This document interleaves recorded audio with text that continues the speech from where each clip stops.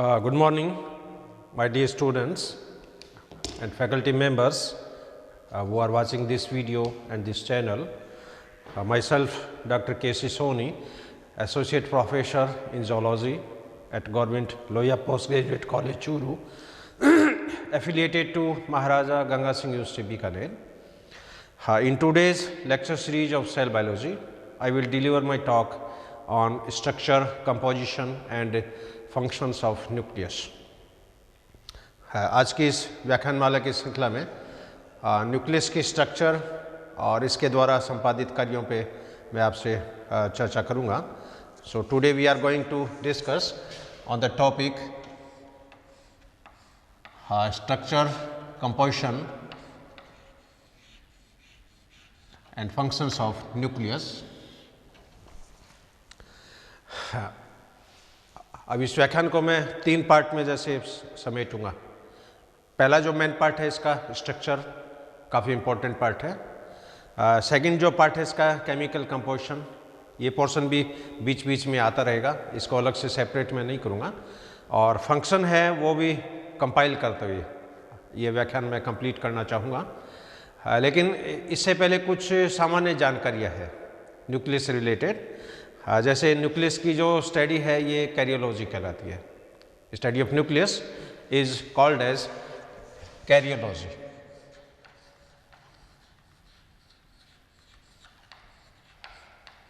क्योंकि हर सेल में केंद्र की स्ट्रक्चर अलग अलग होती है, उसका कंपोजिशन अलग अलग होता है, उसकी प्रॉपर्टीज़ अलग अलग होती है. हेल्दी सेल है, अनडिफरेंशिएटेड सेल्स है, डिफरेंशिएटेड सेल्स है, कैंसर की सेल है. तो हर सेल में केंद्र की जो प्रॉपर्टीज़, सरफेस प्रॉपर्टीज़ है, वो उसकी इनर प्रॉपर्टीज़ है, वो अलग अलग देखने को मिलेगी. तो study of nucleus is called as karyology. अब इसमें कुछ हिस्टोरिकल एस्पेक्ट भी है. जैसे सबसे पहले रॉबर्ट ब्राउन ने केंद्र की खोज की थी. First of all nucleus was discovered by Robert brown. इसके बाद में एक साइंटिस्ट और थे, वाल्डेयर. वाल्डेयर ने क्या किया कि इन्होंने बताया कि केंद्र के अंदर क्रोमोसोम्स पाए जाते हैं. He observed that chromosomes are present within a nucleus. इसके बाद में फ्रेडरिक मीशर साइंटिस्ट थे. फ्रेडरिक मीशर इन्होंने बताया कि न्यूक्लियस में जो जेनेटिक मटेरियल है यानी न्यूक्लिक एसिड्स वो प्रेजेंट होता है. लेकिन न्यूक्लिक एसिड शब्द इन्होंने प्रपोज नहीं किया और न्यूक्लिक एसिड्स के लिए इन्होंने न्यूक्लिन शब्द का प्रतिपादन किया. तो Friedrich Miescher propose the term nuclein for the genetic material which is present in a nucleus. तो ये 3 मेन साइंटिस्ट हैं, केंद्र से रिलेटेड हैं. हाँ, इसके अलावा इसकी जो प्रेजेंस जो है, अकरेंस मान लो, प्रेजेंस मान लो, तो जितनी भी प्रोकैरियोटिक सेल्स होती है उसके अंदर केंद्रक नहीं होता है. क्योंकि जब इवोल्यूशन हुआ सेल्स का तो सबसे पहली जो कोशिका बनी वो प्रोकैरियोटिक सेल्स थी. और प्रोकैरियोट का अर्थ होता है incipient nucleus, pro means primitive nucleus. और जितने भी प्रोकैरियोट्स हैं वो चाहे बैक्टीरिया हो, चाहे वायरस हो, चाहे माइकोप्लाज्मा हो, चाहे ब्लू ग्रीन एल्गी हो, उनके अंदर केंद्रक एब्सेंट होता है. लेकिन जेनेटिक मटेरियल उसमें प्रेजेंट होता है.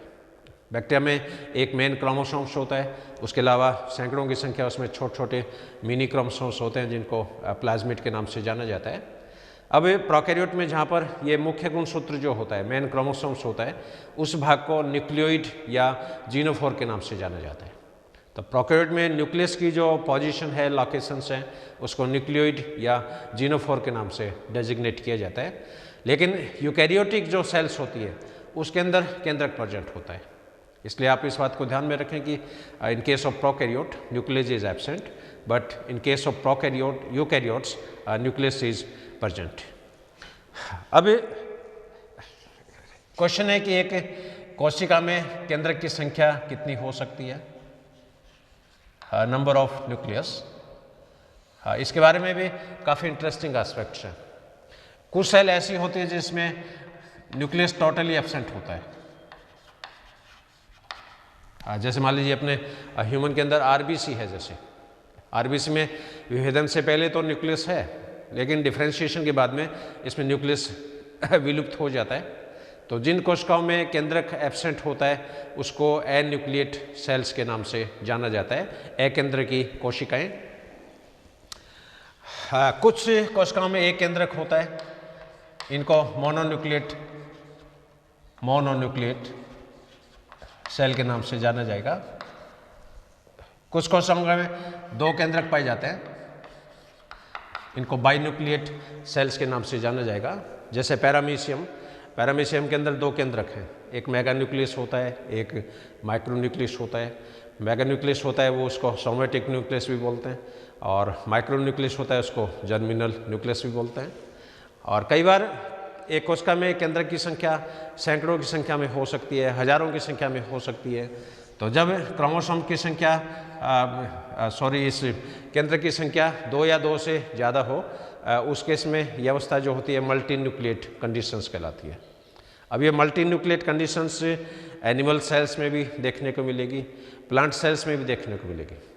कई पादप कोशिकाएं हैं जो जिसके अंदर सैकड़ों की संख्या में केंद्रक प्रेजेंट हैं। इसी तरह प्राणी कोशिकाएं भी हैं, उसमें भी सैकड़ों की संख्या में केंद्रक प्रेजेंट है, लेकिन इनके लिए अलग अलग टेक्निकल टर्म जो है वो प्रपोज किया जाता है। मान लीजिए यदि प्लांट सेल मल्टी न्यूक्लिएट हैं तो इसके लिए शब्द यूज किया जाता है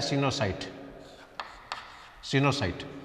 ए plant cell is multi nucleate, then it is referred as coenocyte और सिनोसिटिक सेल। इसी तरह यदि एनिमल सेल्स मल्टी न्यूक्लिएट हो तो उसके लिए शब्द यूज में किया जाता है सिंसिशियल। तो ये दोनों ही इंपॉर्टेंट टर्म है, एग्जाम में पूछे जाते हैं। तो सिनोसिटिक सेल जो होती है ये पादप कोशिकाएं होती है, प्लांट सेल्स होती है, और इसमें केंद्र की संख्या काफ़ी बहुत ज़्यादा होती है। और एनिमल सेल में जब केंद्र की संख्या बहुत ज़्यादा हो तो ये अवस्था सिंसिशियल सेल कहलाती है।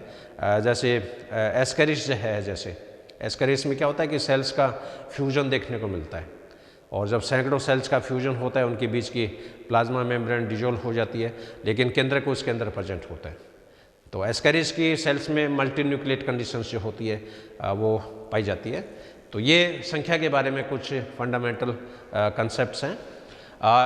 इसके बाद में इसकी आकृति कैसी होती है, शेप ऑफ न्यूक्लियस। अब सर्वे करें यदि अलग अलग सेल्स का तो काफ़ी इंटरेस्टिंग एस्पेक्ट देखने को मिलते हैं। अलग अलग कोशिकाओं में केंद्र की आकृति है वो अलग अलग है। जैसे पैरामीशियम में जो मेगा न्यूक्लियस है, पैरामीशियम में दो केंद्रक होते हैं, एक छोटा एक बड़ा। तो मेगा न्यूक्लियस जो होती है इसमें केंद्रक की जो आकृति है वो किडनी के आकार की या सेम के बीज के समान होती है, इट इज बीन शेप। इसी तरह अपनी बॉडी में जो WBC है, श्वेत रक्त कोशिकाएं, वाइट ब्लड सेल्स, इसमें जो न्यूक्लियस होता है ये कई पिंडों का बना होता है, बाइलोब्ड भी होता है, मल्टीलोब्ड भी होता है, और दो लोब को बीच में जोड़ने वाला जो जॉइंट होता है, कनेक्शन होता है, उसको इस्थमस के नाम से जाना जाता है। इसके अलावा केंद्रक जो है वो स्फेरिकल भी हो सकता है, केंद्रक अंडाकार भी हो सकता है। ये डिपेंड करेगा सेल कैसी है। जैसे स्पर्म की स्ट्रक्चर आप यदि देखो है, अब अलग अलग स्पीशीज़ के स्पर्म है, ह्यूमन का स्पर्म है, रैट का स्पर्म है, एम्फीबियंस का स्पर्म है, बर्ड्स के स्पर्म है। हर शुक्राणु की आकार और आकृति है वो अलग अलग होती है, और स्पर्म के हेड की जो आकृति होती है वो केंद्र की आकृति पे डिपेंड करती है।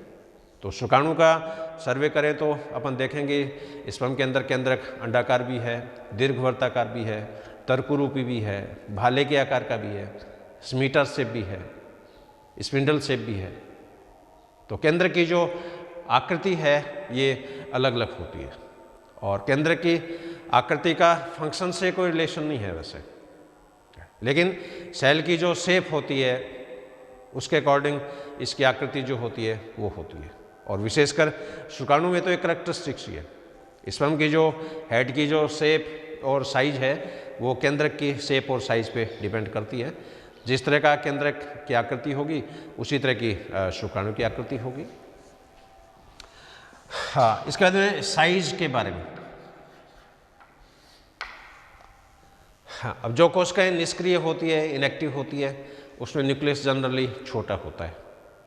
अनडिफरेंशिएटेड सेल्स में न्यूक्लियस की साइज अलग होती है, डिफरेंशिएटेड सेल्स में अलग होती है, एम्ब्रियोनिक सेल्स में अलग होती है। यदि किसी सेल में कैंसर डेवलप हो जाए तो उसमें भी न्यूक्लियस की साइज है वो चेंज होती है। लेकिन इसके लिए एक फॉर्मूला होता है जिसको कैरियोप्लाज्मिक इंडेक्स के नाम से जाना जाता है, और ये फॉर्मूला होता है NP यानी न्यूक्लियोप्लाज्मिक इंडेक्स बराबर VN यानी volume of nucleus upon VC minus VN। यहाँ पर VN volume of nucleus, VC volume of cytoplasm. तो ये एक जनरल फॉर्मूला होता है NP बराबर VN upon VC minus VN। और एक जो विभेदित कोशिका होती है, डिफरेंशिएटेड सेल्स होती है, उसके अंदर ये रेशियो हमेशा 0.7 देखने को मिलेगा। In a differentiated cell the ratio of nucleus और साइटोप्लाज्म इज ऑलवेज 0.7। और ये रेशियो जब भी डिस्टर्ब हो जाएगा, हो सकता है रेशियो 0.7 से 0.5 हो जाए, हो सकता है 0.7 से ये 0.9 हो जाए। इस केस में क्या होगा, सेल की जो डिवीजन प्रॉपर्टीज है वो डिस्टर्ब हो जाती है।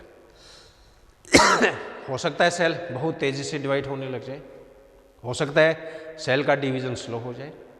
अब यदि सेल तेज़ी से डिवाइड हो रही है, इसके कई मीनिंग हो सकते हैं।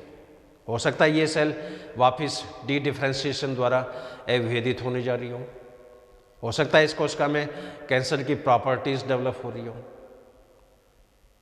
तो जनरली देखा गया कि जो सेल अविभेदित होती है, जो सेल एम्ब्रियोनिक नेचर की होती है, जो सेल टोटिपोटेंट प्रकार की होती है, जिन कोशिकाओं में कैंसर डेवलप हो रहा है, उनके केंद्र का आकार बड़ा हो जाता है।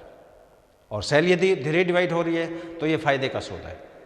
इसमें आदमी की लाइफ है वो बढ़ती है, क्योंकि हर सेल कितनी बार डिवाइड होगी ये फिक्स है। इसको हाइफ्लेक लिमिट बोलते हैं। कोई सेल 15 बार डिवाइड होगी अपनी लाइफ में, कोई 20 बार डिवाइड होगी, कोई 50 बार डिवाइड होगी। और जितने डिवीजन हो जाएंगे उसके बाद में वो सेल बूढ़ी हो जाती है, उसका डिवीजन रुक जाता है और उसका अरेस्ट हो जाता है और लास्ट में वो सेल्स की डेथ हो जाती है। तो सेल यदि स्लोली डिवाइड हो रही है तो ये एक फ़ायदे का इंडिकेशंस हैं, और इसमें एजिंग का जो प्रोसेस होगा वो भी स्लो हो जाता है। तो ये कुछ इंटरेस्टिंग फैक्ट है इस न्यूक्लियस के बारे में।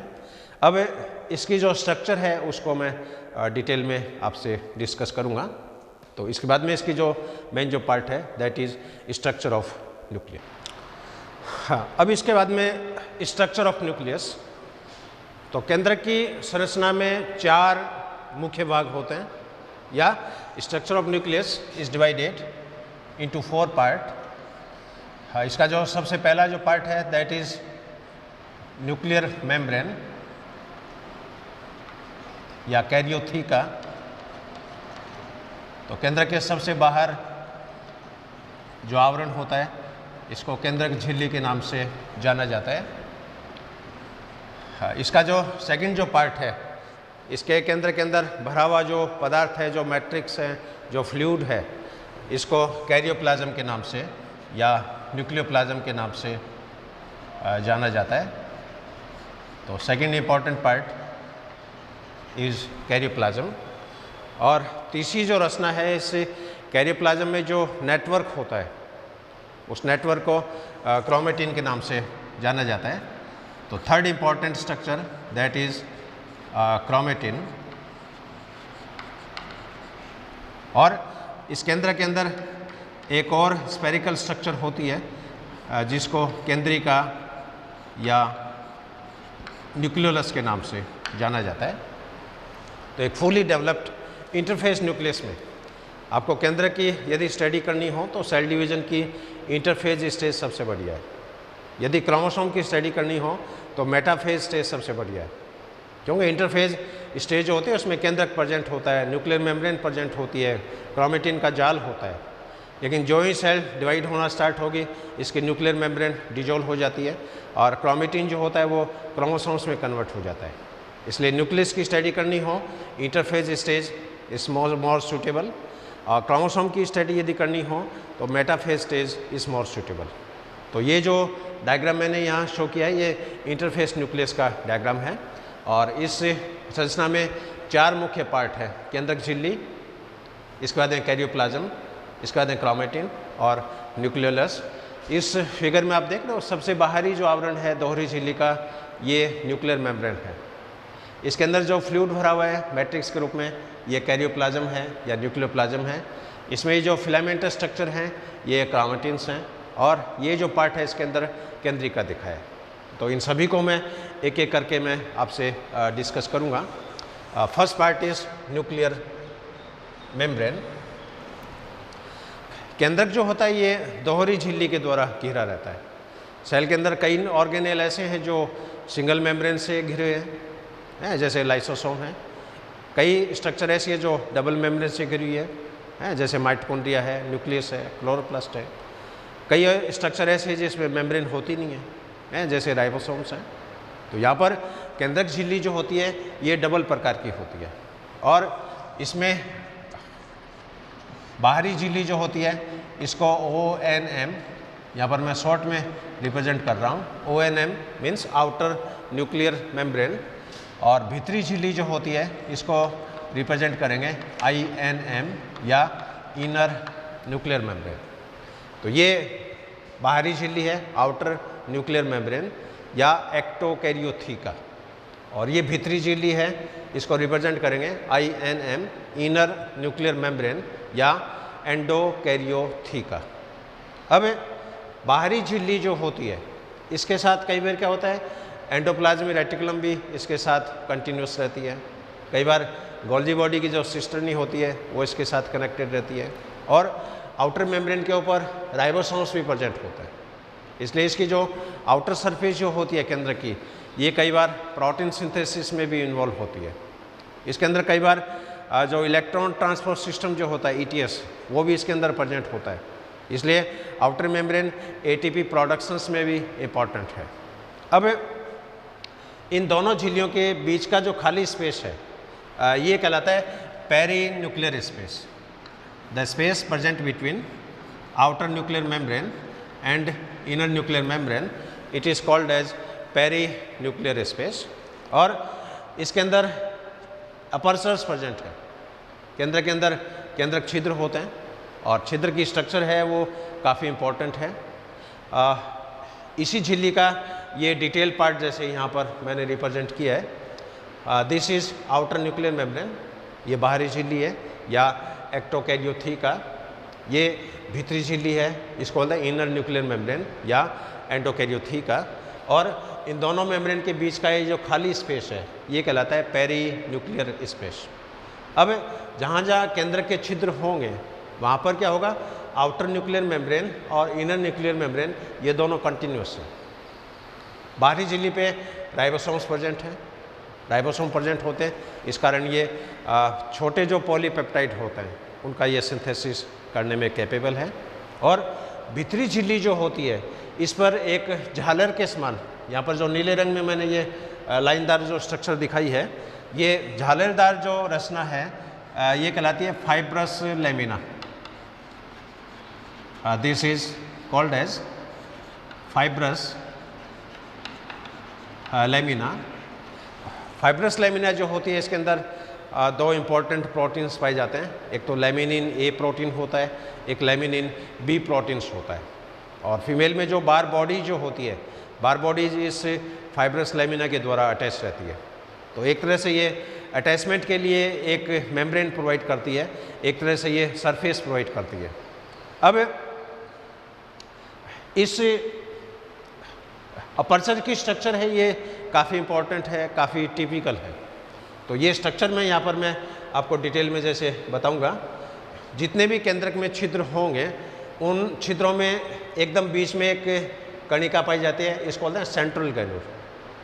यहाँ पर मैं स्पेस कम होने से इसको शॉर्ट में रिप्रेजेंट कर रहा हूँ CG का अर्थ है सेंट्रल ग्रैन्यूल। इसके अलावा अपर्चर में ऊपर 8 कणिकाएँ होती है एक रिंग के रूप में, इनको एन्यूलर कणिकाओं के नाम से जाना जाता है। यहाँ पर इसको मैंने AG के नाम से रिप्रेजेंट किया है, AG एन्यूलर ग्रैन्यूल। इसके अलावा इस अपर्चर के बीच में परिधि में विषुवत रेखीय जो एरिया है वहाँ पर 8 कणिकाएँ होती है, इसको बोलते हैं इक्वेटोरियल ग्रेन्यूल। तो एक न्यूक्लियर अपर्चर में 3 तरह की कणिकाएँ होगी, एन्युलर ग्रेन्यूल, इक्वेटोरियल ग्रेन्यूल और सेंट्रल ग्रेन्यूल।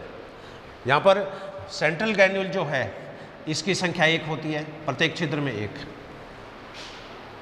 इक्वेटोरियल जो कणिकाएँ होती है इसकी संख्याएँ हमेशा 8 पाई जाती है, और एन्युलर कणिकाएँ जो होती है इनकी संख्या 16 होती है, क्योंकि 8 ग्रेन्यूल आउटर सरफेस की तरफ है, 8 ग्रेन्यूल इनर सरफेस की तरफ है।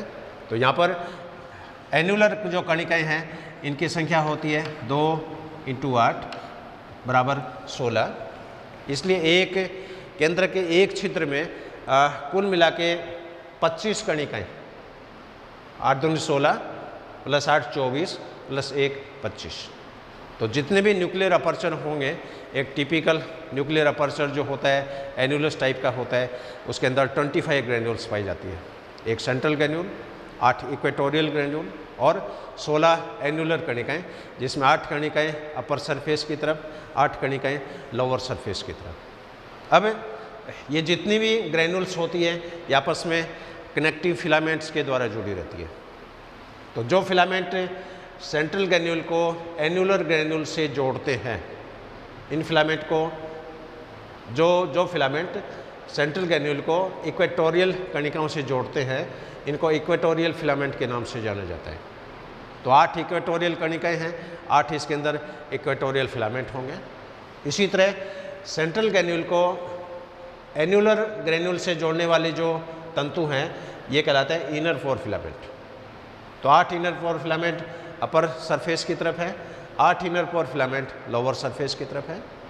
तो केंद्रीय कणिकाओं को एन्युलर कणिकाओं से जोड़ने वाले जो तंतु होंगे ये कहलाते हैं इनर 4 फिलामेंट। अब इसके अलावा जो एन्युलर कणिकाएँ हैं इससे बाहर की तरफ फिलामेंट्स निकले रहते हैं, ये फिलामेंट कहलाते हैं एक्सियल फिलामेंट। तो 8 एक्सियल फिलामेंट ऊपर है, 8 एक्सियल फिलामेंट नीचे हैं। अब इसमें टोटल फिलामेंट कितने हो गए? 8 एक्सियल फिलामेंट ऊपर, 8 एक्सियल फिलामेंट नीचे, तो 8 + 8 16। इसके अलावा 8 इनर 4 फिलामेंट ऊपर, 8 इनर 4 फिलामेंट नीचे, तो 16 और 16 32। इसके अलावा 8 इसके अंदर होते हैं इक्वेटोरियल फिलामेंट, 32 और 8 40। तो ये एक न्यूक्लियस के अपर्चर में टोटल 40 फिलामेंट है। इन 40 फिलामेंट में 8 इक्वेटोरियल फिलामेंट हो गए, 16 इनर 4 फिलामेंट हो गए और 16 इसके अंदर एक्सियल फिलामेंट हो गए। तो ये एक केंद्र के छिद्र की इलेक्ट्रॉन माइक्रोस्कोप स्ट्रक्चर यहाँ पर मैंने प्रदर्शित की है। अब केंद्रक झिल्ली का कंपोजिशन यदि देखें, केमिकल कंपोजिशन में साथ साथ में ले रहा हूँ, अलग से मैं इसको डिस्कस नहीं करूँगा, चाहे तो अलग से भी डिस्कस कर सकते हैं। केंद्रक झिल्ली के केमिकल कंपोजिशन, कैरियोप्लाज्म का केमिकल कंपोजिशन, केंद्रिका की केमिकल कंपोजिशन, लेकिन यहाँ पर मैं साथ साथ साइमल्टेनियस जो न्यूक्लियर मेम्ब्रेन अपन डिस्कस कर रहे हैं, तो न्यूक्लियर मेम्ब्रेन के अंदर क्या होता है कि प्रोटीन मिलता है लगभग 70%, इसके अंदर लिपिड मिलती है लगभग 12 से 15%, इसके अंदर कार्बोहाइड्रेट मिलता है लगभग 1%। इसके अलावा इसमें डीएनए और आरएनए की बहुत कम मात्रा पाई जाती है। जो डीएनए और आरएनए है वो गुणसूत्रों में ज़्यादा प्रेजेंट होता है, केंद्रक झिल्ली में इतना प्रेजेंट नहीं होता है।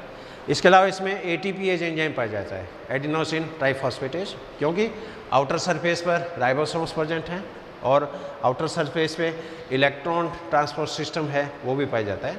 इसलिए एटीपी प्रोडक्शन से रिलेटेड, एटीपी के डिसइंटीग्रेशन से संबंधित जो एंजाइम है एटीपीएज, वो भी इस आउटर मेम्ब्रेन्स में पाया जाता है। अब क्वेश्चन है कि इस केंद्रक झिल्ली का फंक्शंस क्या होगा।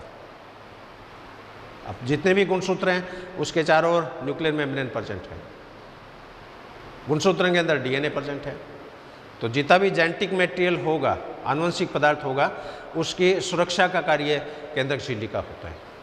तो न्यूक्लियर मेम्ब्रेन का इंपॉर्टेंट जो फंक्शंस हैं that is protections of nucleus, protection of genetic material. तो केंद्र के अंदर जितना भी डीएनए है, जितने भी क्रोमोसोम्स हैं, उसकी सुरक्षा का जिम्मा इस केंद्रक झिल्ली का होता है। अब इस केंद्रक झिल्ली में आप देख रहे हो अपर्चर्स भी हैं, केंद्रक झिल्ली के साथ अंतःप्रदेश जालिका भी जुड़ी है। अब अपर्चर्स हैं तो डेफिनेटली इसमें आयनों और अणुओं का इसके अंदर फ्लो होता है। तो यहाँ पर जो एक्सचेंज का जो फंक्शंस है, यानी विनिमय का जो फंक्शंस है, ट्रांसपोर्टेशन का जो फंक्शंस है, वो भी इस केंद्रक झिल्ली के द्वारा संपादित होता है।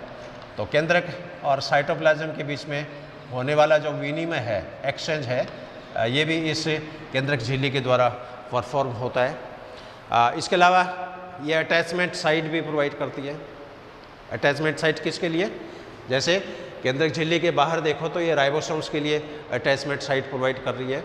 भीतरी तरफ आप देखो तो इसमें फाइब्रस लेमिना है, जो कि बार बॉडीज़ वाले जो गुणसूत्र होंगे, विशेषकर लेडीज़ में एक एक्स गुणसूत्र है वो निष्क्रिय होता है, जिसको बार बॉडी बोलते हैं, और बार बॉडी जो होती है वो इस फाइब्रस लेमिना के साथ अटैच होती है। तो केंद्रक झिल्ली अटैचमेंट का भी फंक्शंस करती है। It perform the functions of attachment और it provide the site of attachment for ribosomes and Barr bodies. और इसके अलावा इसमें ईटीएस सिस्टम भी होता है।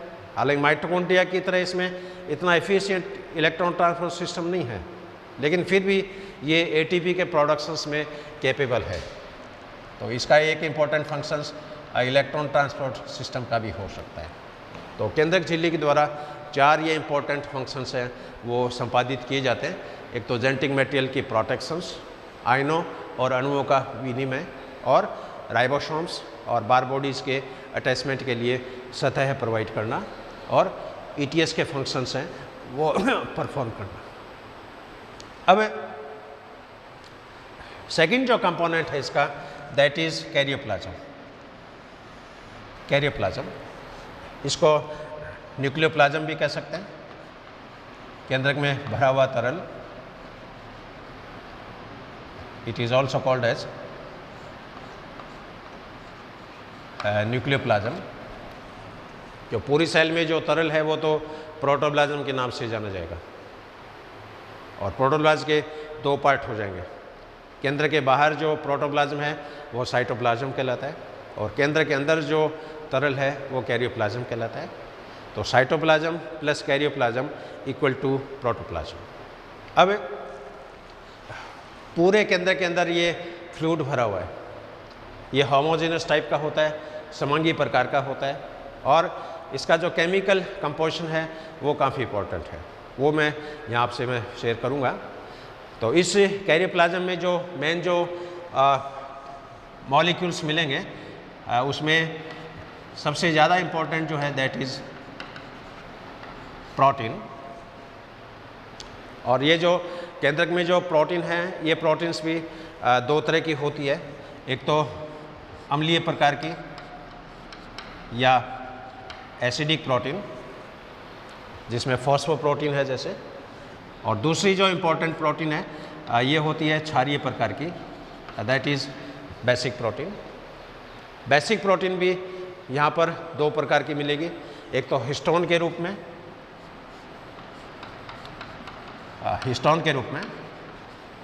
और दूसरी होती है प्रोटेमिन के रूप में।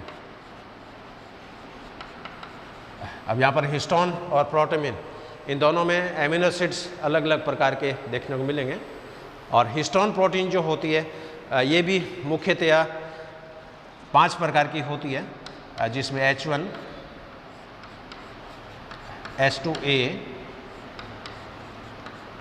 H2B, H3, H4 और H5। इसमें H5 जो होती है ये आरबीसी में पाई जाएगी। आरबीसी में भी कब? बिफोर डिफरेंशिएशन, क्योंकि जब हीमोग्लोबिन का सिंथेसिस हो जाएगा और इरिथ्रोब्लास्ट जब इरिथ्रोसाइट में कन्वर्ट होती है, उसके बाद में आरबीसी का केंद्रक बाहर निकल जाता है। तो बिफोर डिफरेंशिएशन आरबीसी के न्यूक्लियस में 6 तरह की हिस्टोन्स मिलेगी, लेकिन आरबीसी के अलावा जितने भी यूकैरियोटिक सेल्स हैं उसमें ये 5 हिस्टोन्स पाई जाती है, H1, H2A, H2B, H3, H4।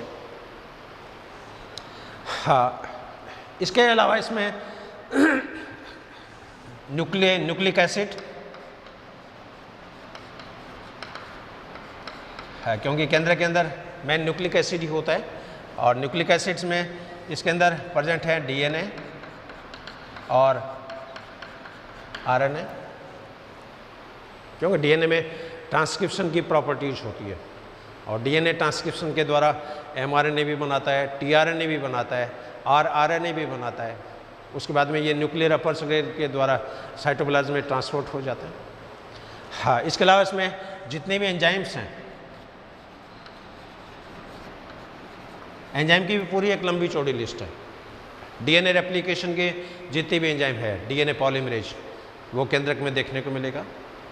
Transcription के जितने भी एंजाइम हैं वो इसके अंदर देखने को मिलेंगे। डीएनए रिपेयरिंग के जितने भी एंजाइम हैं वो इसमें देखने को मिलेंगे। एटीपीएज इसमें देखने को मिलेगा। कोएंजाइम भी इसमें पाए जाता है। तो एंजाइम पे एक पूरा एक चैप्टर है, पूरा एक अलग से व्याख्यान बनता है, क्योंकि एमएससी में तो एक क्वेश्चंस भी आता है, right an essay on enzymes and proteins involved in DNA replication और ट्रांसक्रिप्शन। लेकिन मेन एंजाइम इसमें DNA polymerase, transcriptase, reverse transcriptase हैं। इसके अलावा डीएनए रिपेयरिंग के जितने भी एंजाइम हैं वो यहाँ पाए जाएंगे। इसके अलावा इंपॉर्टेंट जो प्रोटीन्स हैं जो रेप्लिकेशन के अंदर पार्टिसिपेट करते हैं वो इसके अंदर पाए जाते हैं। कुछ कंटेंट इसमें लिपिड की होती है, लिपिड। इसके अलावा इसमें कुछ मिनरल्स भी हैं, जैसे सोडियम है, पोटेशियम है। इसके अलावा डबल वैलेंसी वाले भी हैं, जैसे मैग्नीशियम है, कैल्शियम है। तो ये एक शॉर्ट में केमिकल कंपोजिशन इस कैरियोप्लाज्म का। अब यहाँ पर ये जो प्रोटीन है और डीएनए है ये मिलके न्यूक्लियोसोम की स्ट्रक्चर बनाएंगे। ये मैं इसके तीसरे कंपोनेंट में, अब इसका जो तीसरा जो पार्ट है क्रोमेटिन, इसमें मैं आपसे चर्चा करूँगा। तो केंद्र का तीसरी जो इम्पोर्टेंट स्ट्रक्चर है दैट इज़ क्रोमेटिन। अब क्रोमेटिन, केंद्रक में जो क्रोमेटिन होती है ये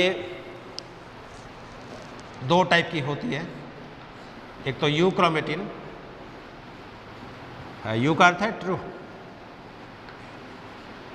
यू क्रोमेटिन, और दूसरी होती है इसके अंदर हेटेरोक्रोमेटिन,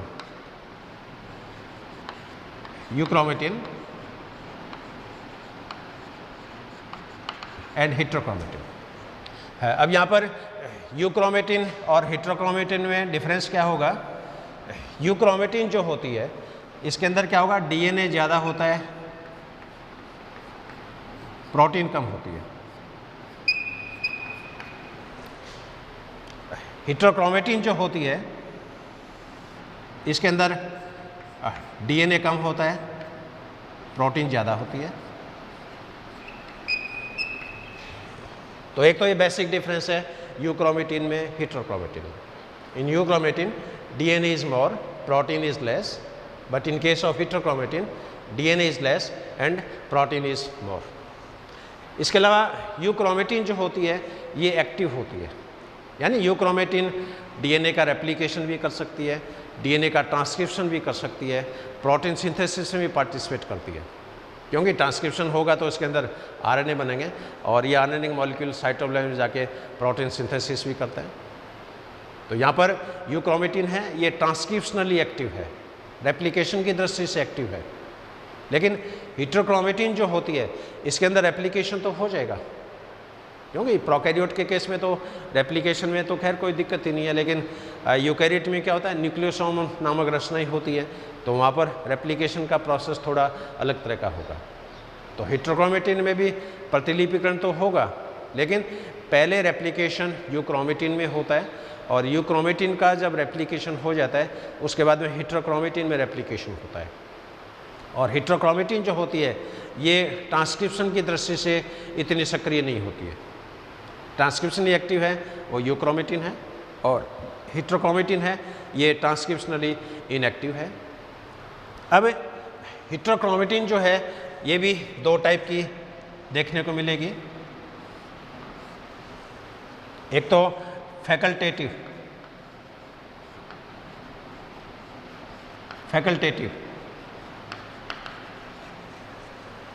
और दूसरी जो टाइप है वो इसमें होती है ऑर्गेनाइजर टाइप।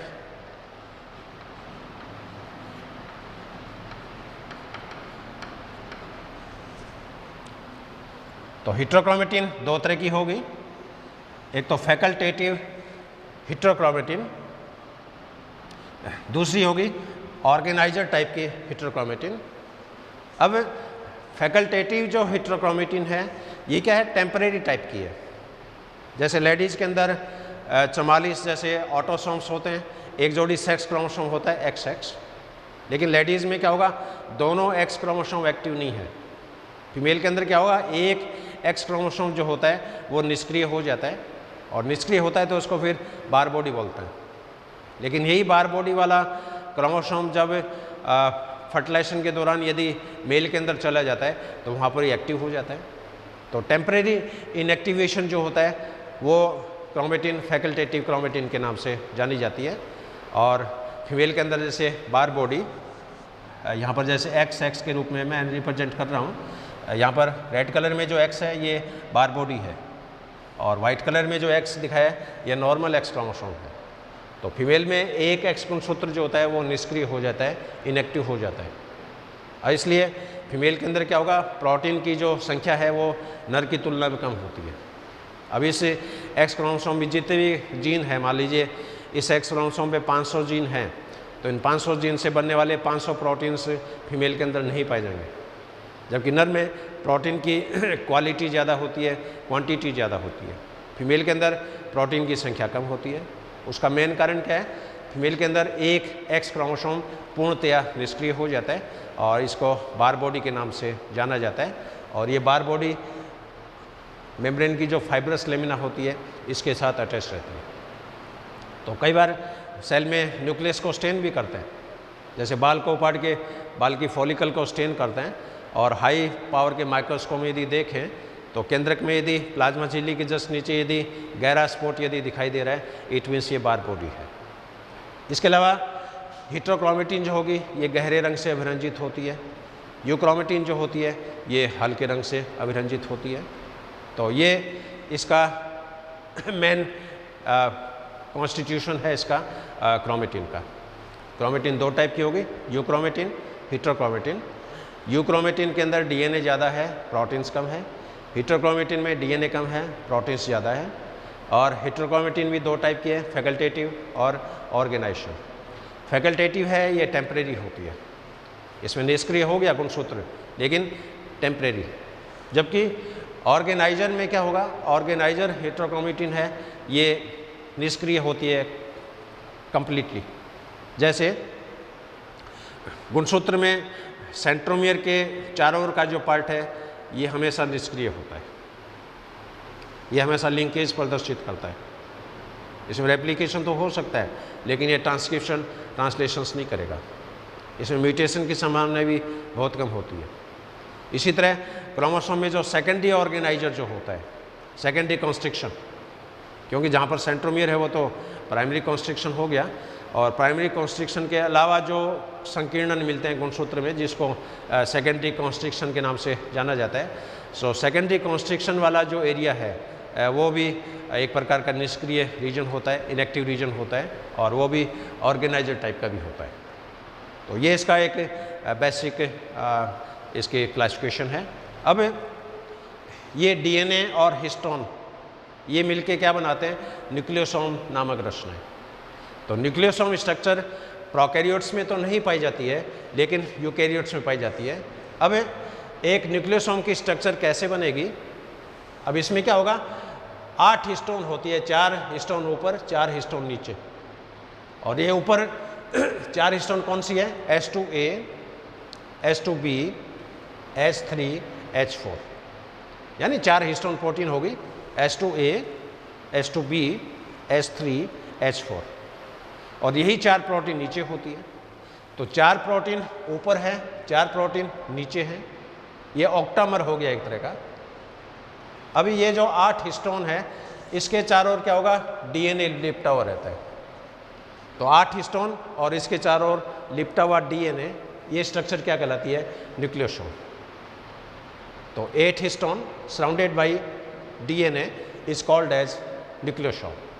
अब पूरे गुणसूत्र के अंदर जब DNA क्रोमोसोम में कन्वर्ट होता है, क्योंकि क्रोमोसोम से क्रोमेटिन्स बनेंगे, उसके बाद में क्रोमोनिमेटा बनेगा, क्रोमेटिड्स बनेंगे, लास्ट में क्रोमोसोम्स बनेगा।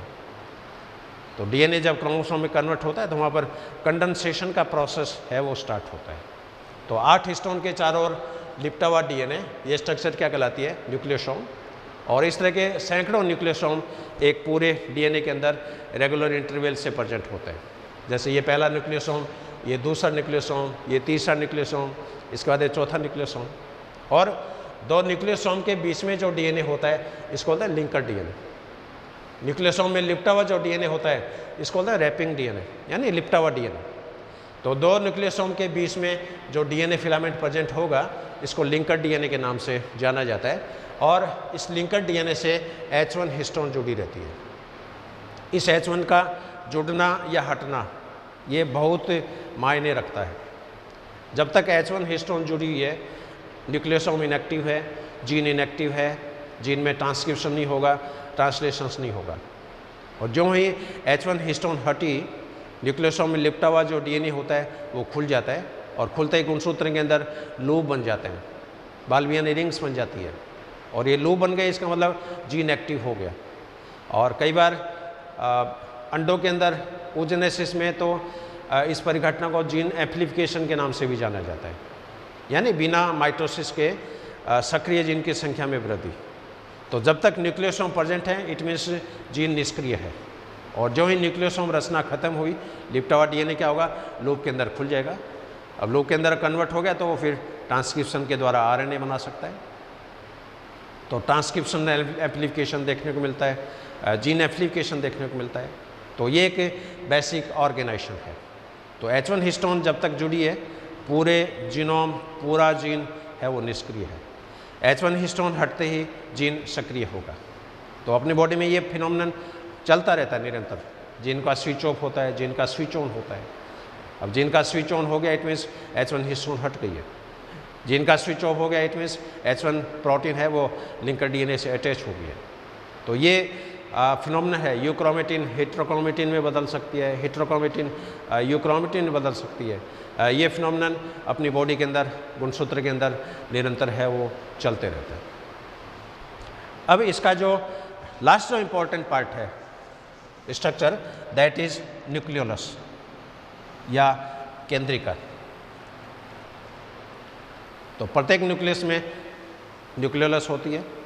और केंद्रिका की खोज सबसे पहले फोंटाना नामक वैज्ञानिक थे, इन्होंने की थी।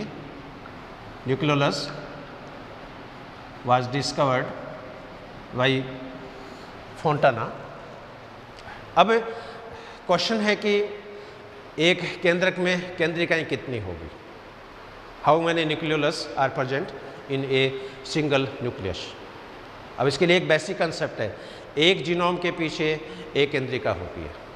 मान लीजिए केंद्रक यदि हैप्लॉइड हो, if nucleus is haploid,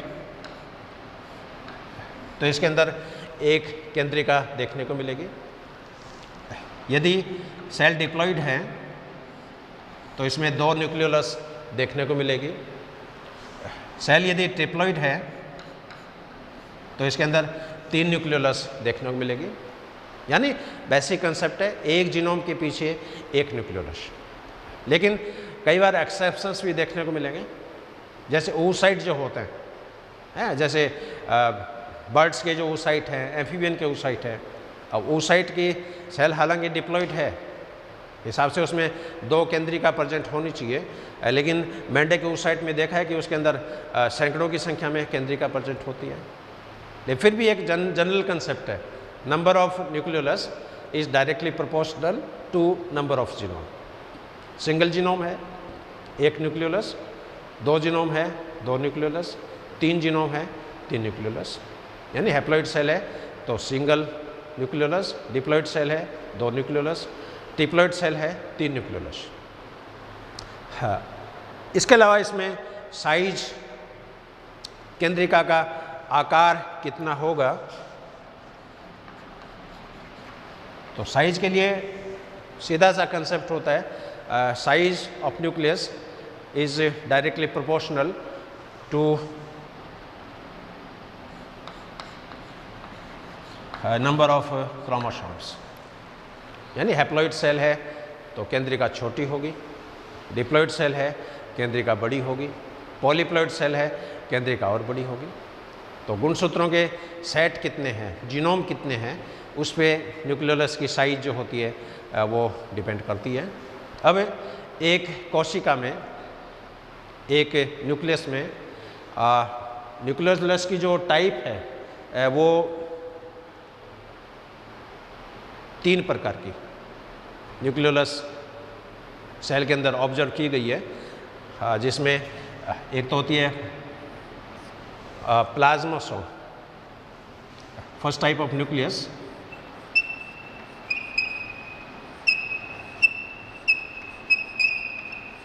is called plasmasome।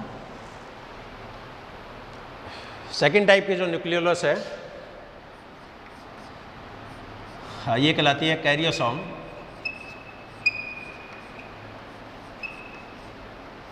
इसको ओगाटा के नाम से भी जाना जाता है, it is also called as Ogata. और कई बार क्या होता है, ये दोनों न्यूक्लियोलस है ये आपस में फ्यूज हो जाती है, इनका फ्यूज़न भी देखने को मिलता है। और जब इन दोनों न्यूक्लियस का फ्यूजन जब हो जाता है तो उससे बनने वाली जो केंद्रिका होती है इसको बोलते हैं एम्फीन्यूक्लियई, इट इज़ कॉल्ड एज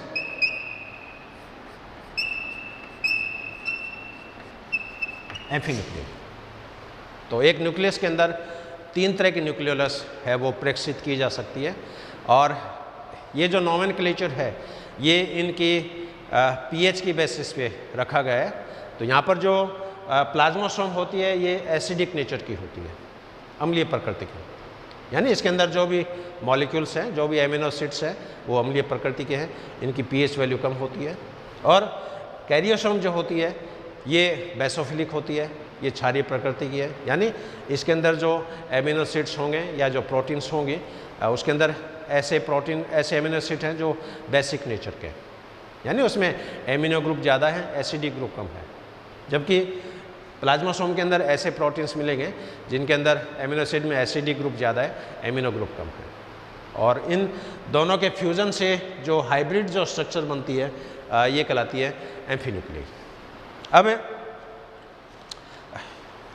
इसकी जो स्ट्रक्चर है एक न्यूक्लियोलस की, इसके अंदर मेनली 3 पार्ट जैसे देखने को मिलेंगे। ये केंद्रिका का डायग्राम मैंने यहाँ पर रिप्रेजेंट किया है। इसका परिधि वाला जो भाग है ये तो कहलाता है पेरी न्यूक्लियोलर मैटेरियल। इसमें राइबोसोम की कणिकाएँ मिलेगी, क्योंकि केंद्रिका जो होती है वो मेनली राइबोसोमल आरएनए से संश्लेषण से संबंधित हैं, राइबोसोम की फॉर्मेशन से संबंधित हैं। और इसमें जो फिलामेंट दिखाएं ये आरएनए के फाइबर्स होते हैं। और इसका बीच का जो मैट्रिक्स होती है, आधात्री होती है, इसको पार्स एमोर्फा के नाम से जाना जाता है। तो एक जो बेसिक जो केंद्रिका है उसके अंदर मेनली 3 भाग है इसमें। फर्स्ट पार्ट तो इसमें हो गया एमोर्फस मैट्रिक्स, इसको मैं यहाँ रिप्रेजेंट कर रहा हूँ। First part is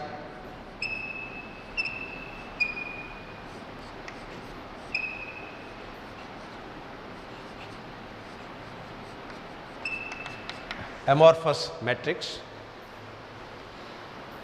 second structure है इसमें ग्रेनुलर जोन।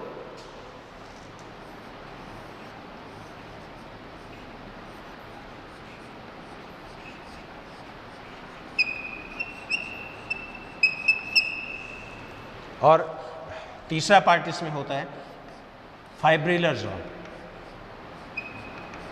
Fibrillar zone. अब यहाँ पर फाइब्रिलर जोन जो है ये विशेषकर राइबोसोमल आरएनए के फिलामेंट को रिप्रेजेंट करता है। ग्रेनुलर जोन जो होता है ये राइबोसोम की प्रीकर्सर ग्रेन्यूल्स को रिप्रेजेंट करता है। और एमोर्फस जोन जो होता है वो इसके अंदर प्रेजेंट आधात्री मैट्रिक्स या होमोजेनस जो बैकग्राउंड है, सब्सटेंस है, उसको रिप्रेजेंट करता है।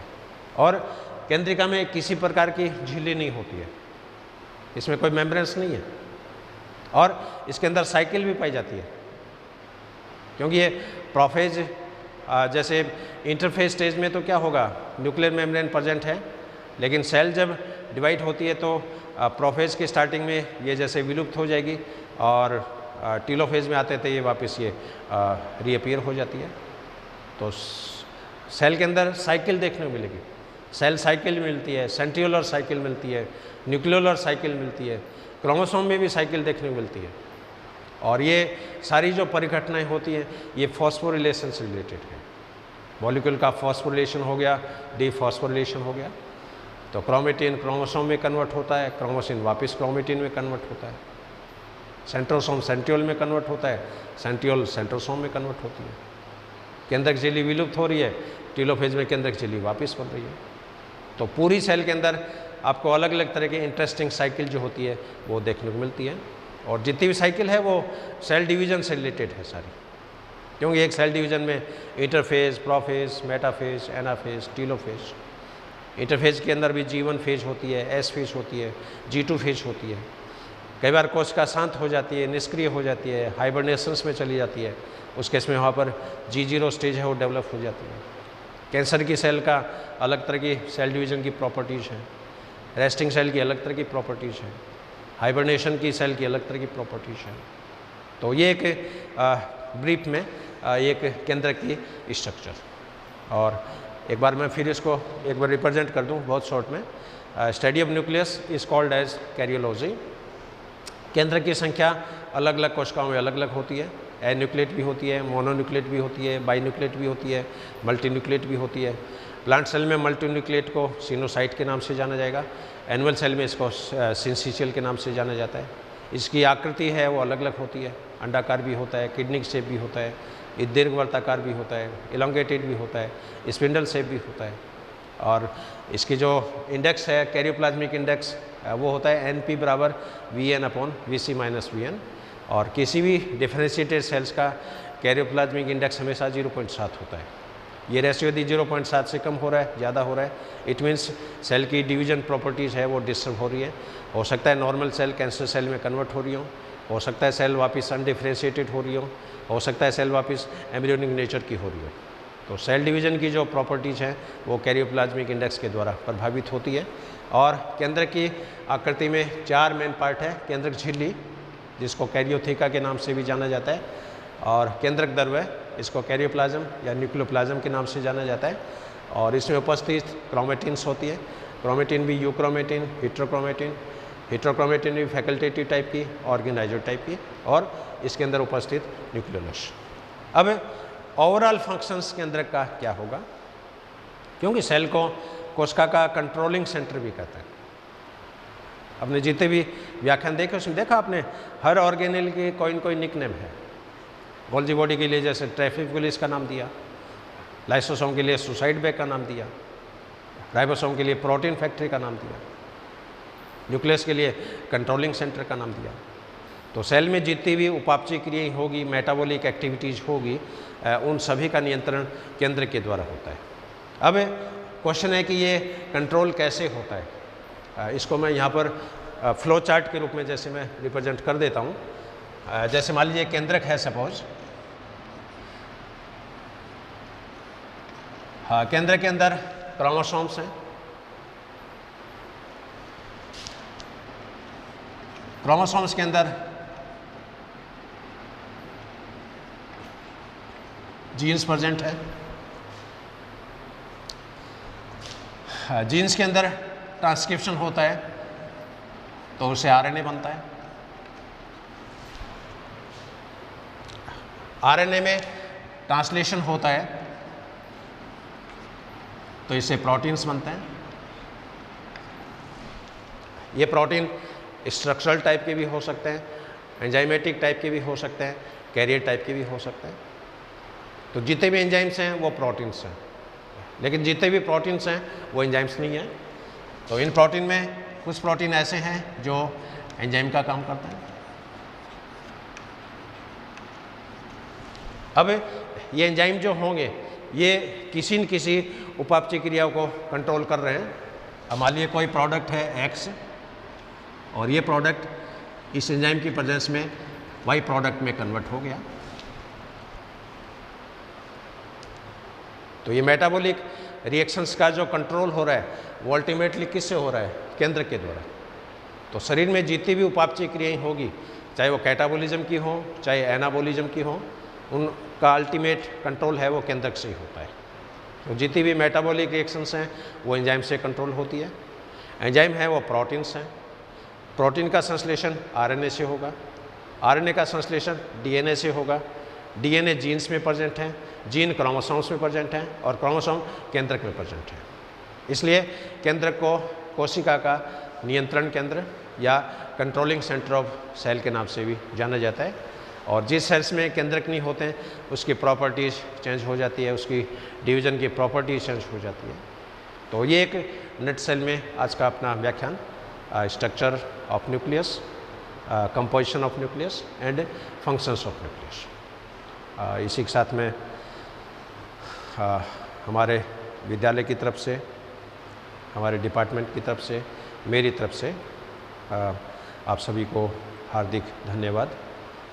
I am highly thankful to you. I am highly grateful to you. Have a good day. Have a great day.